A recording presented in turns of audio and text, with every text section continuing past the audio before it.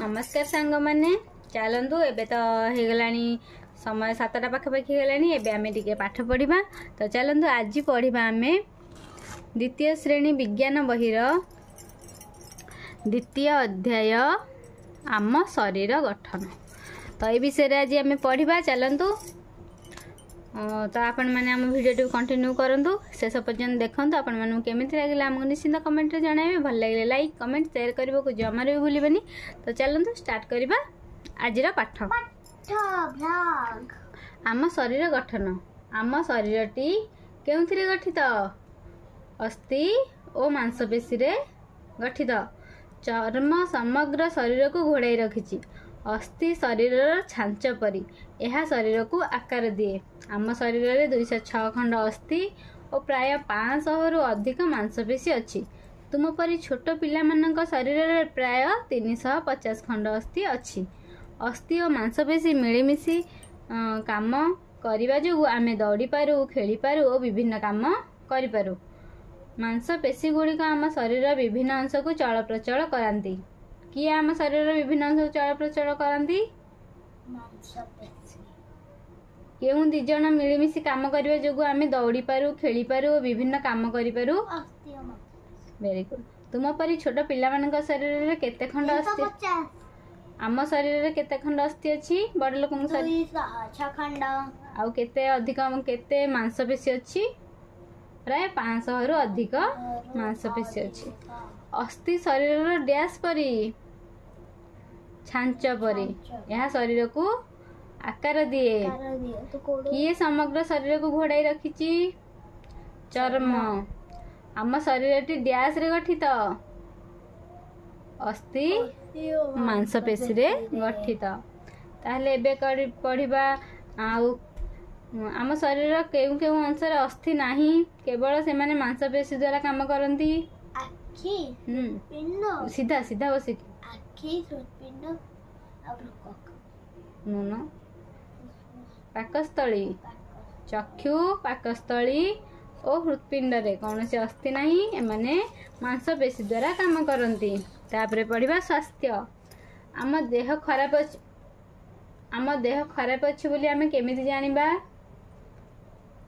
मन भल रहइबो नाही, खेलिया को इच्छा हेबो नाही, पाठ पढ़िया को इच्छा हेबो नाही। तापरे केतेक स्थान को कष्ट हेबो, सेते बेले आमे जानिबा जे हमर देह खराब अछि, आम स्वास्थ्य खराब अछि। स्वास्थ्य भल रखिया हेले हमर गुरुत्वपूर्ण अस्थि और मांसपेशी जत्न नेबा उचित। एथि सहित शरीर को शक्तिशाली करबा उचित। ताले कौन कौन करबा उत्तम स्वास्थ्य पई? आमे व्यायाम करबा। व्यायाम द्वारा कौन हबो?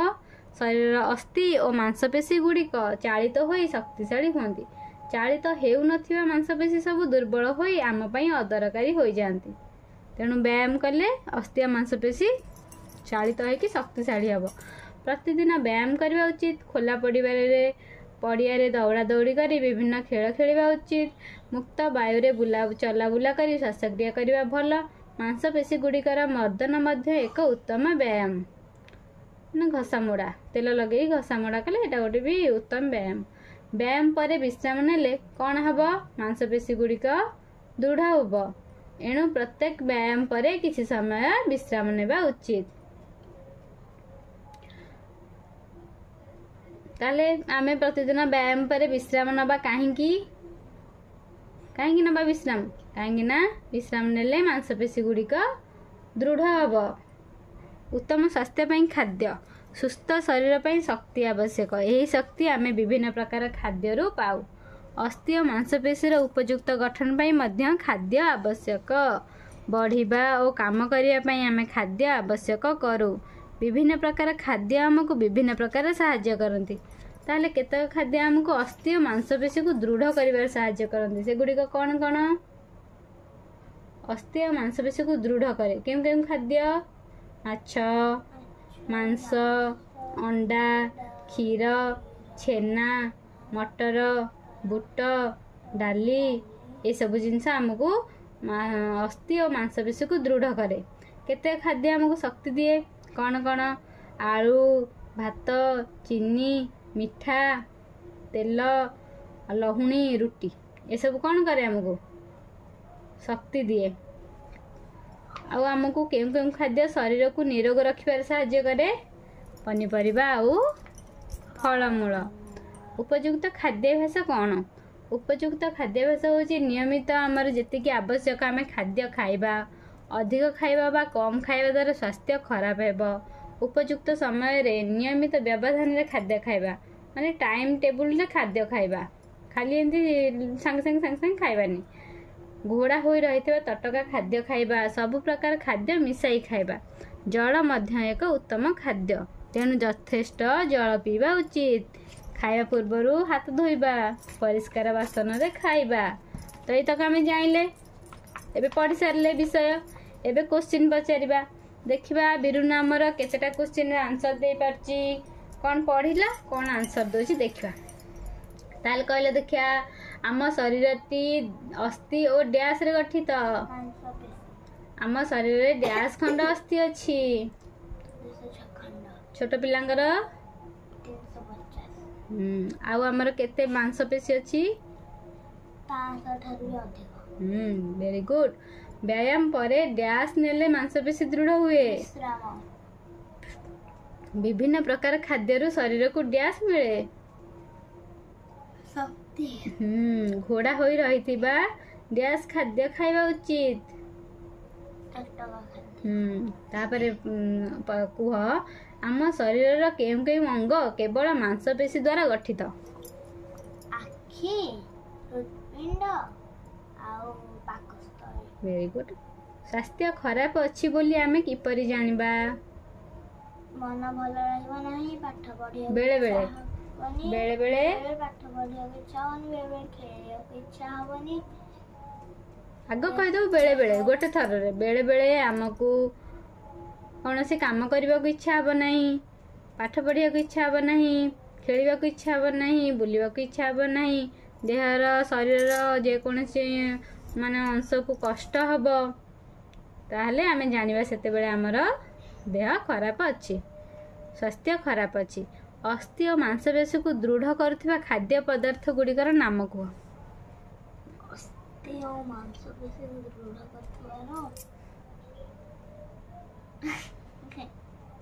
कहली माछ मांस अंडा ये सब जिनस आम खाइले डाली मटर बुट क्षीर छेना एगुरा सब आमर मांसपेशी को दृढ़ करे। पनीपरिबा फल आम शरीर को कौन कौन किपरि सहाय्य करंदी फलमूल निरोग निरोग रखिबारे सहाय्य करे। हाँ 4टी उत्तम खाद्याभ्यास कुह। खाइबा पूर्व हाथ और गोड़ भल भाव धोइबा और टटका फल खाइबा टटका पनीपरिबा फलमूल खाइबा उपयुक्त समय रे नियमित व्यवधान रे खाद्य खाइबा अधिक बा कम खाद्य खाइबा नहीं सबु प्रकार खाद्य मिसाई खाइबा बुझिलो।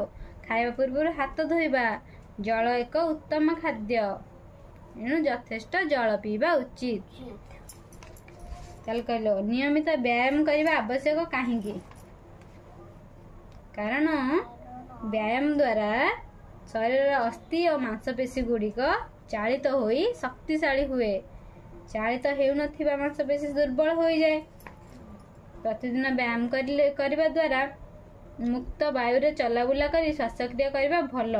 मांसपेशी गुड़िकर मर्दन कले यह एक उत्तम व्यायाम।